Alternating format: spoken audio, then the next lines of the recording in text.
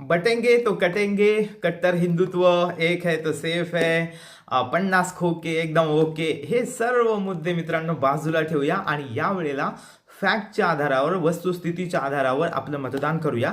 आणि हीच वस्तुस्थिती, हेच फॅक्ट जाणून घेण्यासाठी आजचा हा व्हिडिओ आपण रेकॉर्ड करतोय.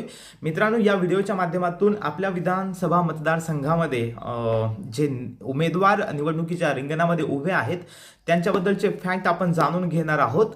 आणि हे सर्व जे फॅक्ट आहेत ते आपल्याला आपलं वोट कास्ट करण्यासाठी, आपलं मत देण्यासाठी नक्कीच मदत करतील. तर त्यासाठी मित्रांनो, सरकारने जसं आपल्या सर्वांसाठी एक योजना काढली नुकतीच, लाडकी बहीण योजना, त्याच पद्धतीनं आपण सुद्धा एक योजना काढलेली आहे. त्या योजनेचं नाव आहे माझा लाडका उमेदवार योजना. आणि या माझा लाडका उमेदवार या योजनेच्या अंतर्गत आपल्या विधानसभा मतदारसंघामध्ये जे उमेदवार निवडणुकीच्या रिंगणामध्ये आहेत त्यांच्याबद्दलचे फॅक्ट आपण जाणून घेणार आहोत. आणि या फॅक्टवर चर्चा करत असताना त्यामध्ये आपण आपल्या बाजूने कोणत्याही गोष्टींना तेल, मीठ, मसाला लावणार नाही आहोत. तर जे ॲफिडेव्हिट आपल्या उमेदवारांनी निवडणूक आयोगाकडे निवडणुकीचे अर्ज भरताना सादर केले, त्याच ॲफिडेव्हिटच्या आधारावर आपण चर्चा करणार आहोत. तर काय म्हणता येईल की त्याला, की सीधी बात नो बकवास. तर मित्रांनो, माझा लाडका उमेदवार या योजनेअंतर्गत, या व्हिडिओ सिरीजच्या अंतर्गत आजचा हा आहे पहिला व्हिडिओ. आणि या पहिल्या व्हिडिओच्या अंतर्गत माझे वैयक्तिक फेवरेट जे उमेदवार आहेत त्यांच्याबद्दल आपण आज बोलणार आहोत. यानंतर तुमचेही काही फेवरेट उमेदवार असतील त्यांच्यावरही आपण चर्चा करू. तसे कॉमेंटमध्ये आम्हाला कळवा की तुम्हाला कोणाबद्दल जाणून घ्यायचं आहे. तर आजच्या या व्हिडिओमध्ये, या पहिल्या व्हिडिओमध्ये आपण जाणून घेणार आहोत बच्चू कडूंबद्दल. ते माझे थोडे फेवरेट आहेत याचा अर्थ मित्रांनो असा नक्कीच होत नाही की मी त्यांनाच मतदान करणार. मे बी मी त्यांना मतदान करूही शकेल किंवा नाही पण करू शकणार.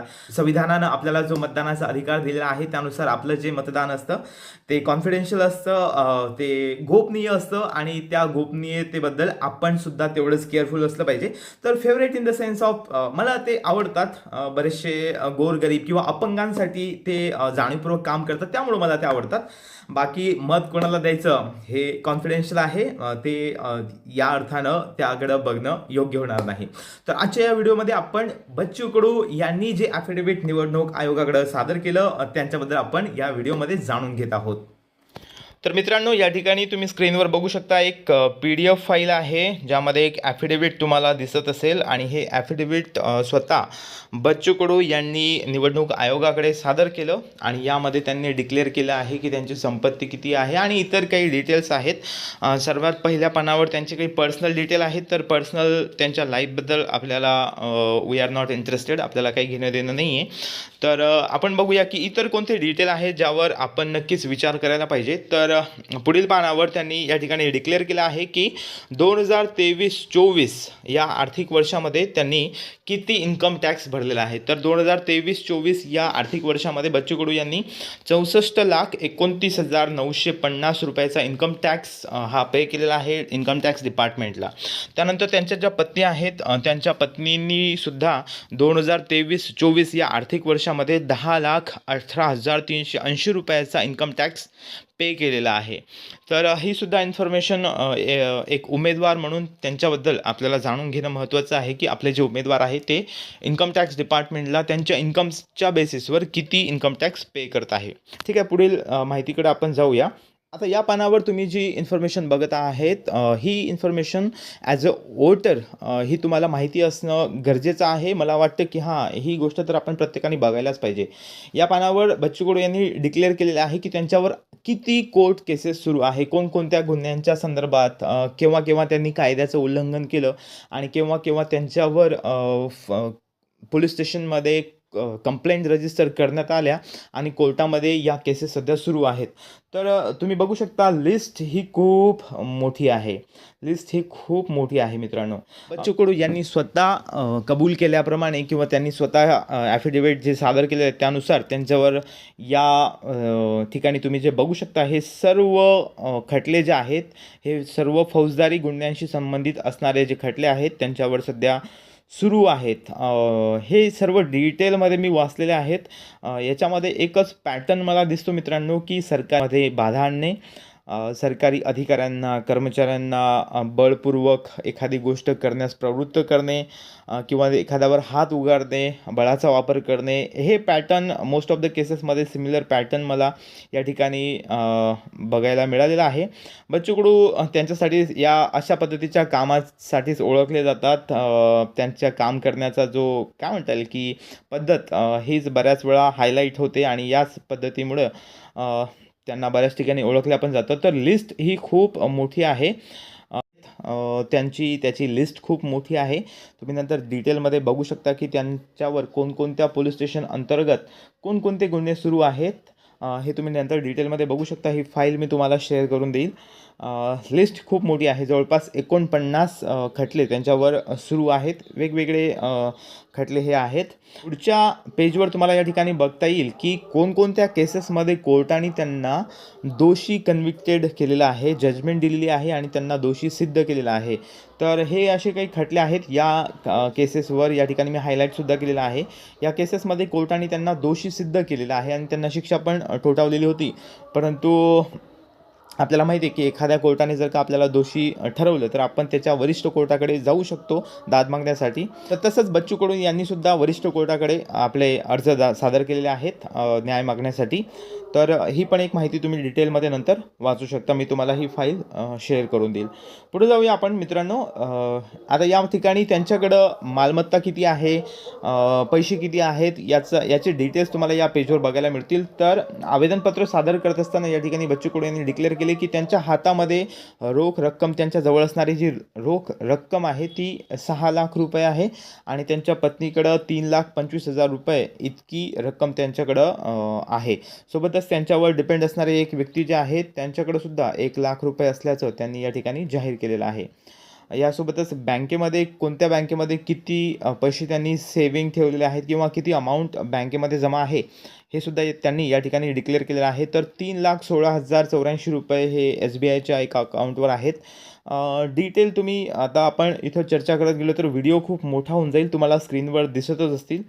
त्यांचं एक अकाउंट आहे नरिमन पॉईंट SBI या ठिकाणी. त्या ठिकाणी 2,31,284 रुपयाचा सुद्धा आकडा तुम्हाला या ठिकाणी दिसून येत असणार. याचे काही मोठे आकडे तुम्हाला या ठिकाणी दिसून येतील.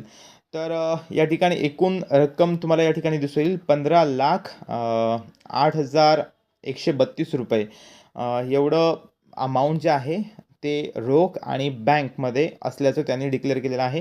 सोबतच या कॉलममध्ये तुम्ही बघू शकता की त्यांनी सांगितले की त्यांच्या पत्नीकडे किती अमाऊंट आहे आणि त्यांच्यावर डिपेंड असणारे एक व्यक्ती जे आहेत त्यांच्याकडे किती अमाऊंट आहे. तर हे तुम्ही नंतर डिटेलमध्ये बघू शकता. या ठिकाणी बघा तुम्हाला या ठिकाणी दिसून येईल की बच्चू कडू यांनी डिक्लेअर केलं आहे की त्यांच्याकडं एक गाडी आहे, एक 4 व्हीलर आहे जी आहे टोयोटा इनोवा. त्याचा नंबर इथे दिलेला आहे. हे थोडं पर्सनल डिटेल आहे मित्रांनो, आपण त्याकडे जास्त लक्ष न दिलेलंच बरं राहील. त्यांच्याकडं सोनं वगैरे किती आहे, सोन्याचे दागिने किती आहेत ते सुद्धा त्यांनी या ठिकाणी डिक्लेअर केलेलं आहे. आता बघूया त्यांच्याकडे शेती किती आहे.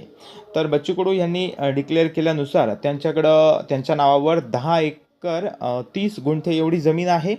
तर त्यांच्या पत्नीच्या नावावर असणारी जी जमीन आहे ती एक 3 एकरचा एक तुकडा आहे. सोबतच एक 18 एकर 57 गुंठे एवढी जमीन आहे आणि त्यांच्यावर डिपेंड असणारे एक व्यक्ती जे आहे त्यांच्याकडं नावावर 2 एकर एवढी जमीन आहे. आणि याचं आता डिक्लेअर केल्यानुसार त्यांच्याकडे जी जमीन आहे त्याचं व्हॅल्युएशन, त्याची किंमत, आजची बाजारभाव काय आहे ते सुद्धा या ठिकाणी त्यांनी नमूद केलेलं आहे. तर त्यांनी सांगितल्यानुसार त्यांच्याकडे जी जमीन आहे त्यातील एका तुकड्याची व्हॅल्युएशन जे आहे ते 43,05,000 रुपये आहे. तर दुसरी जी जमीन आहे जी व्हॅल्युएशन आहे ते 8,80,880 आहे. सोबतच त्यांच्या पत्नीकडे जी जमीन आहे त्याची जी व्हॅल्युएशन आहे ती आहे 15,28,800 एवढी व्हॅल्युएशन आहे. सोबतच एक दुसरी जमीन त्यांच्याकडे आहे शर्यतपूर या ठिकाणी. तर त्याचं व्हॅल्युएशन मित्रांनो 1 कोटी असल्याचं त्यांनी स्वतः डिक्लेअर केलेलं आहे.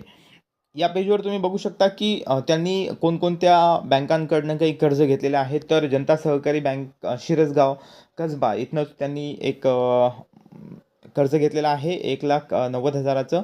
सोबतच SBI चांदूर बाजार इथून एक गाडी खरेदी करण्यासाठी त्यांनी 5,96,000चं सुद्धा कर्ज घेतलेलं आहे. त्यानंतर ADCC बँक जी आहे बेलोराची, त्यांचं जे गाव आहे मूळ, तिथल्या बँकेकडनं सुद्धा त्यांनी पीक कर्ज घेतल्याचं तुम्हाला या ठिकाणी दिसून येतं आहे. त्यांच्या ज्या वाईफ आहेत त्यांच्या नावावर सुद्धा काही कर्ज असल्याचे तुम्हाला या ठिकाणी बघायला मिळेल. आता या पेजवर त्यांचं जे शैक्षणिक अर्हता आहे, एज्युकेशनल क्वालिफिकेशन जे आहे ते तुम्हाला या ठिकाणी बघायला मिळेल. त्यांचं सर्वात काय म्हणता येईल की उच्च शिक्षण हे BP म्हणजे बॅचलर ऑफ फिजिकल एज्युकेशन हे आहे आणि ते अपियर आहे, ते पूर्ण त्यांनी केलेलं नाही आहे, म्हणजे ते ग्रॅज्युएट नाही आहेत. बऱ्याच ठिकाणी लोकांकडे चर्चा असते की हां ग्रॅज्युएट आहेत, तर ग्रॅज्युएट ते कंप्लीट नाही आहेत. बॅचलर ऑफ फिजिकल एज्युकेशन हे अपियर आहेत. 1994-95ला त्यांनी शिवाजी शारीरिक शिक्षण महाविद्यालय अमरावती या ठिकाणी ॲडमिशन घेतलेली होती आणि परंतु ते कंप्लीट केलेलं नाही, हे स्वतः बच्चू कडू यांनी स्वतःच्या सहीनुसार डिक्लेअर केलेलं आहे. आता वरील गोष्टींचा आपण आढावा एका संक्षिप्त स्वरूपात त्यांनी या ठिकाणी डिक्लेअर केलेला आहे. त्यांचं नाव वगैरे आहे. सोबतच 49 खटले, 49 कोर्ट केसेस त्यांच्यावर सुरू आहेत आणि 5 केसेसमध्ये कोर्टाने त्यांना दोषी सिद्ध केलेलं आहे, कन्व्हिक्टेड सिद्ध केलेलं आहे. परंतु त्या बाबतीत ते वरिष्ठ कोर्टाकडे न्याय मागण्यासाठी त्यांनी दाद मागितलेली आहे.